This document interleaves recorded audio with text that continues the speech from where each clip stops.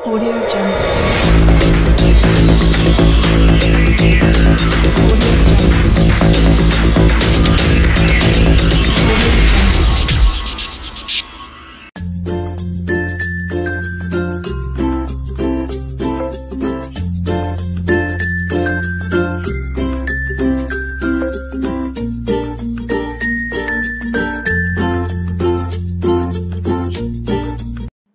Oke, assalamualaikum warahmatullahi wabarakatuh. Kembali lagi bersama channel Ari Teacher Bahasa. Kali ini Bapak akan menjelaskan tentang bab ketiga dari buku paket bahasa Indonesia yang disebar oleh Kemendikbud. Jadi kalian bisa lihat di perpustakaan, bisa baca, yaitu tentang teks anekdot untuk kesadaran sosial. Baik, mari kita lihat. Ini adalah sebuah contoh teks anekdot kisah pengadilan tindak pidana korupsi. Jadi kalian bisa baca apa itu anekdot dari contoh yang satu ini. Baik, kita lihat dulu yang lainnya. Nah, ini contoh teks anekdot lainnya. Aksi maling tertangkap CCTV. Kalian bisa baca. Di sini ada pelapor, ada polisi, ada warga yang kemalingan.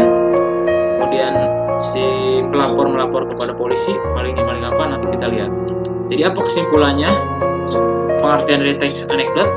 Anekdot adalah cerita singkat dan lucu yang digunakan untuk menyampaikan kritik melalui sindiran lucu terhadap kejadian yang menyangkut orang banyak atau perilaku tokoh. Jadi anekdot intinya adalah cerita singkat yang dibumbui oleh kelucuan yang digunakan untuk mengkritik atau menyindir setiap kejadian yang menyangkut perilaku tokoh. Misalnya tokoh pejabat publik ataupun tokoh pemerintahan. Oke, kita lanjutkan. Fungsi teks anekdot, apa sih fungsinya? Baik, fungsi komunikasi. Fungsi komunikasi teks anekdot adalah untuk menyampaikan kritik terhadap kejadian yang menyangkut orang banyak atau perilaku tokoh publik. Jadi fungsinya untuk mengkritik, tapi dengan cara-cara yang humor melalui cerita. Kemudian baik, mari kita lanjutkan. Mengidentifikasi struktur teks anekdot. Anekdot memiliki struktur teks yang membedakannya dengan teks lainnya. Teks anekdot memiliki struktur abstraksi, orientasi, krisis, reaksi, dan koda. Baik, mari kita lihat. Abstraksi, apa itu abstraksi? Merupakan pendahuluan yang menyatakan latar belakang atau gambaran umum tentang isi suatu teks. Jadi abstraksi ini merupakan pendahuluan atau latar belakang. Jadi sebelum ke cerita utama, ada dulu latar belakangnya, kejadiannya apa. Kemudian yang kedua, orientasi. Merupakan bagian cerita yang mengarah pada terjadinya suatu krisis, konflik, atau peristiwa utama. Bagian inilah yang menyebabkan timbulnya krisis. Nah, ini menuju ke krisis ini, orientasi ini. Jadi sebelum ke krisis harus ada orientasi dulu. Kemudian yang ketiga, krisis atau komplikasi. Merupakan bagian dari inti peristiwa suatu anekdot. Pada bagian krisis itulah terdapat kekonyolan yang menggelitik dan mengundang tawa. Nah, ini yang disebut dengan puncaknya, klimaksnya krisis ini. Kemudian yang keempat, setelah krisis ada yang disebut dengan reaksi. Merupakan tanggapan atau respon atas krisis yang dinyatakan sebelumnya. Reaksi yang dimaksud dapat berupa sikap, mencela, atau menertawakan. Kemudian yang terakhir, yang kelima, koda. Merupakan penutup atau simpulan sebagai pertanda berakhirnya cerita. Oke, mari kita lihat. Kita bandingkan apa itu krisis. Ini contohnya nih.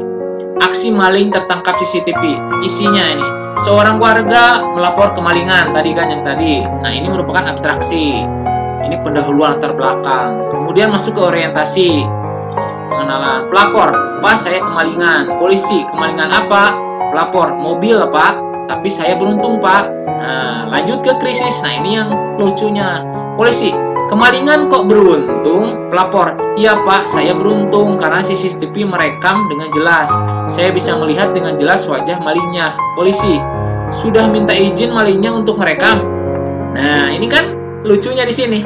Jadi si polisi, si pelapor melaporkan bahwa malingnya terekam oleh CCTV. Kemudian polisi bertanya lagi, sudah minta izin belum merekam si maling? Nah, itu kan lucu. Kemudian lanjut ke reaksi. Pelapor, belum. Sambil menatap polisi dengan penuh keheranan, loh kok malah gitu. Kemudian polisi, itu ilegal, Anda saya tangkap. Jadi yang ditangkap malah si pelapor, bukan polisi. Nah, kemudian kodanya, pelapor hanya bisa pasrah dan tak tak berdaya. Itu kekonyolan seperti itulah. Kemudian selanjutnya mari kita bahas tentang menganalisis struktur dan kebahasan teks anekdot. Oke, yang pertama, menggunakan kalimat yang menyatakan peristiwa masa lalu. Oke, nanti kita terangkan, nanti kita lihat contohnya. B, menggunakan kalimat retoris. Dari kalimat retoris ini kalimat pertanyaan yang tidak membutuhkan jawaban. Sudah ada jawabannya, udah pasti gitu. Kemudian yang C, menggunakan konjungsi. Apa itu konjungsi? Itu kata hubung yang menyatakan hubungan waktu seperti kemudian dan lalu. Itu selalu ada. Menggunakan kata kerja seperti menulis, membaca, berjalan, dan sebagainya. Yang kelima, menggunakan imperative sentence. Kalimat perintah, jadi menggunakan kalimat perintah. Dan yang terakhir menggunakan kalimat seru. Mari kita lihat contohnya. Yang pertama, kalimat yang menyatakan peristiwa masa lalu. Ini contohnya. Pada puncak pengadilan korupsi politik, jaksa penuntut umum menyerang saksi. Itu peristiwanya. Kemudian kalimat retoris, kalimat yang tidak membutuhkan jawaban tadi. Apakah benar, teriak jaksa, bahwa Anda menerima $5.000 untuk berkompromi dalam kasus ini? Sudah tahu jawabannya betul, malah tanya lagi gitu. Ini yang tidak memerlukan jawaban. Yang ketiga, penggunaan konjungsi yang menyatakan hubungan waktu. Nah, akhirnya ini merupakan konjungsi penghubung waktu. Akhirnya hakim berkata, Pak, tolong jawab pertanyaan jaksa. Kemudian lanjut ke nomor 4. Penggunaan kata kerja aksi. Saksi menatap keluar jendela seolah-olah tidak mendengar pertanyaan. Nah, ini ada menatap, kata kerja kan? Sama mendengar itu kata kerja. Kemudian yang kelima, menggunakan kalimat perintah. Pak, tolong jawab pertanyaan jaksa. Nah, ini kan kalimat perintah, memerintahkan. Kemudian yang terakhir, penggunaan kalimat seru. Oh, maaf. Nah, oke, kita lanjut. Oh, ternyata sudah selesai. Baiklah anak-anakku yang sedang melihat tayangan ini, mudah-mudahan bermanfaat.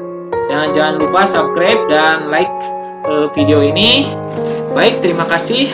Mohon maaf apabila banyak terjadi kesalahan dan ada suara-suara yang kurang jelas gitu dalam proses perekaman kali ini. Baik, terima kasih. Assalamualaikum warahmatullahi wabarakatuh. Mudah-mudahan bermanfaat bagi kita semua. Amin ya rabbal alamin.